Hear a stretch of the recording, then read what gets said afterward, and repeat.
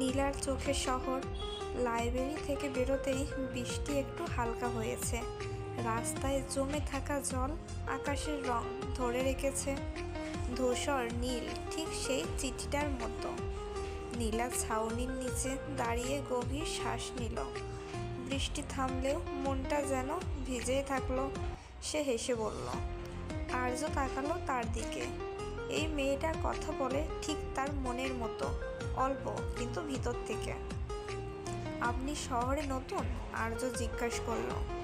নীলা বলল, হ্যাঁ, এই শহরটা আমার জন্য একদমই অচেনা, কিন্তু অচেনা জিনিসে আমার ভয় নেই।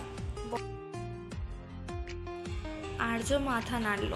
তার কাছে শহর মানে কোলাহল, ভিড় আর একাকিত্ব, আর নীলার কাছে শহর মানে সম্ভাবনা। তারা পাশাপাশি হাঁটতে লাগলো। রাস্তার মানুষের ভিড়, দোকানের আলো, রিকশার শব্দ, সব মিলিয়ে জীবন চলছিল নিজের নিয়মে। আপনি কি করেন? নীলা জানতে চাইল। লিখি, আর্য বলল। লেখক?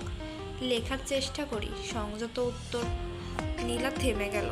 লেখকরা খুব অদ্ভুত হয় জানেন, তারা মানুষকে দেখেন ভিতর থেকে। আর্য মৃদু হাসল। কখনো কখনো নিজের ভেতরটাই সবচেয়ে অচেনা লাগে তার কাছে। নীলা কিছুক্ষণ চুপ রইল, তারপর বলল, আমি আর্কিটেকচার পড়ছি, ভবন বানাই, কিন্তু নিজের জীবনটা ঠিকঠাক গুছিয়ে উঠতে পারিনি। আর্য প্রথমবার ওর চোখে একটু কষ্ট দেখল, তবে সে প্রশ্ন করল না। কিছু কষ্ট আছে যেগুলো জিজ্ঞাসা করতে নেই। একটা চায়ের দোকানের সামনে এসে তারা থামলো। বৃষ্টি ভেজা বিকাল, গরম চা, এবং এর থেকে ভালো অজুহাত আর কি হতে পারে।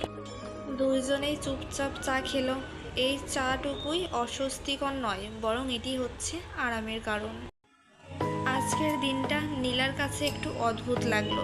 নীলা হঠাৎ বলল, একটা লাইব্রেরি এবং একটি নীল চিঠি ও একটি অচেনা মানুষ, সব মিলিয়ে মনে হচ্ছে জীবনে নতুন কিছু শুরু হচ্ছে।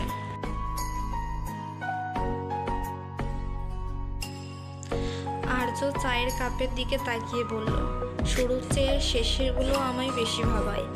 নীলা হেসে উঠল। আপনি ভীষণ সিরিয়াস। নীরব, আর্য সংশোধন বলল। নীলা তাকিয়ে রইল তার দিকে। নীরব মানুষদের সবচেয়ে বেশি কথা জমে থাকে। চা শেষ হলো। রাস্তায় আলো জ্বলছে। সন্ধ্যা নেমে এসেছে নিঃশব্দে। আমাকে যেতে হবে, নীলা বলল। কিন্তু আবার দেখা হবে তো? আর্য একটু থমকে বলল। এই শহর ছোট, আর লাইব্রেরিটা তো আছেই। নীলা হেসে মাথা নাড়ালো। তাহলে লাইব্রেরিতেই। নীলা হেঁটে চলে গেল। আর্য দাঁড়িয়ে রইল। তার মনে হলো অনেকদিন পর কেউ এসে তার নীরব জীবনে হালকা শব্দ তুলে গেছে।